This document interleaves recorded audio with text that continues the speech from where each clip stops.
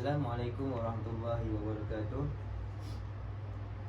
Nama saya Muhammad Adam Rizwan, kad matrik di 22315370. Nama encik apa? Nama saya Muhammad Haris Hazmi, Pak Haji Haris. Okey, kat sini saya akan menceritakan tentang ketagihan game. Okey, apa maksud ketagihan game?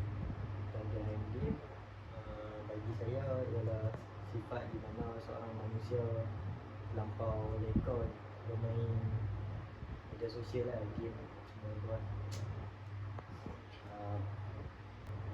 Apa yang Haris cakap tu benar. Seterusnya, apa maksud lalai? Lalai, dari segi yang saya faham, lalai ni sifat di mana kita leka dengan ataupun terlampau khusyuk dengan perbuatan yang kita boleh buat benda wajib macam tu lah. Maksud Haris macam benda yang larang sampai melupakan perkara wajib lah. Ya. Macam solat kan, kurang macam tu lah. Lepas tu dalam surah Wal-As, surah Al-As telah mengatakan Wal-As, demi masa. Kat sini kita dapat tahu yang masa ni penting untuk orang Islam. Sebab sebenarnya sebab orang Islam ni pentingkan masa untuk membuat perkara yang ataupun perkara kebaikan lah yang Allah suruh macam tu lah. Muhammad Adam, Ya. adakah dengan bermain game ni boleh dikategorikan dalam hukum haram? Boleh. Apa yang saya tahu, bermain game ni perkara yang buruk ialah buang masa. Buang masa ni macam kita terlalu main sampai berapa jam, 1, 2, 3, 5, 6, 7 jam kan. Perkara ni membuatkan kita lalai lah. Macam kita meninggalkan perkara wajib macam solat apa semua kan. Dan seterusnya, apabila kita bermain game ni, kita akan menjadi tidak disiplin diri. Macam sehari tu macam kita ubah habitat kita lah. Macam solat kita, solat pun lewat kan. Lepas tu mandi pun lewat, nak tidur pun lewat. Macam disiplin diri kita tak ada lah apabila kita buang masa dekat game lah. Haris, saya nak tanya, selain pada kita bermain game kan, apa perkara yang boleh dimanfaatkan buat pada setiap hari? Kita boleh buat kerja rumah, buat sekiranya kalau ada assignment, kita boleh buat assignment dulu, buat benda-benda yang sepatutnya. Pada pendapat saya, bermain game ni tidak salah. Sebab dia untuk menghiburkan diri kita. Tapi kita kena atur masa kita lah. Macam main sejam 2 tu tak apa lah untuk menghibur lah. Lepas tu dekat sini bermain game ni dia boleh kita tak bertanggungjawab. Macam kita lawan mak ayah.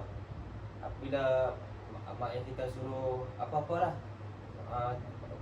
macam kita tengah main game kan, macam mak ayah suruh tolong basuh baju ke, pergi kedai ke, macam kita duduk main game mesti akan rasa kena kacau. Macam kita macam tak macam dahaga lah kan, macam tak berjawab lah kan. Lepas tu bermain game ni dia ada kebaikan dan keburukan dia.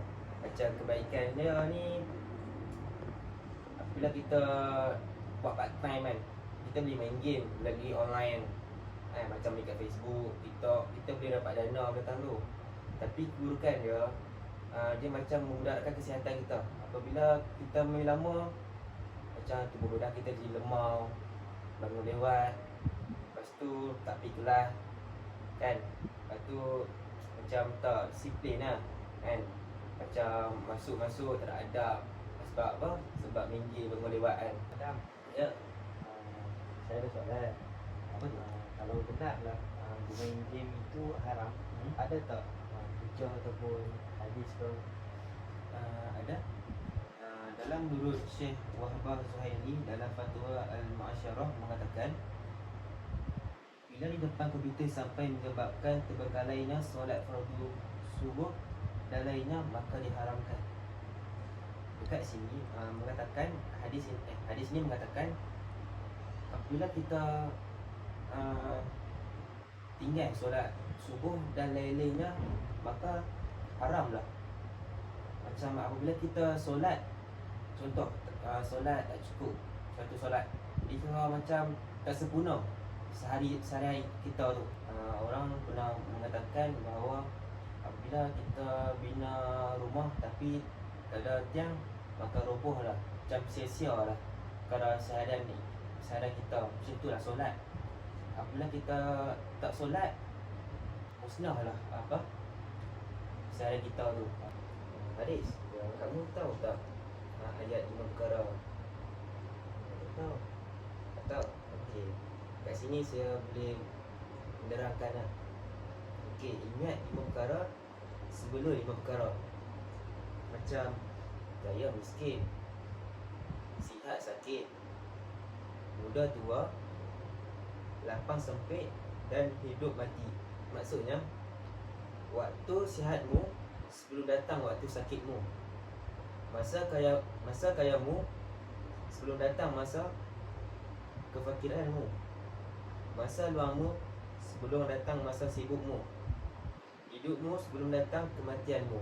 Okey, maksud daripada 5 perkara ayat ni menjelaskan bahawa kita tahu yang sakit itu wujud, tapi sebagai persoalan, apakah benda yang kita buat semasa kita sihat? Adakah kita buat perkara yang manfaat ataupun tak? Sebagai manusia yang berakal, kita mesti dalam keadaan bersedia dalam menghadapi kematian. Maksudnya kita sebagai umat Islam, ialah Islam mengajar kita untuk berlaku kebaikan yang mendapat ganjaran di akhirat. Jadi kita mestilah membuat perkara yang manfaat dalam kehidupan seharian.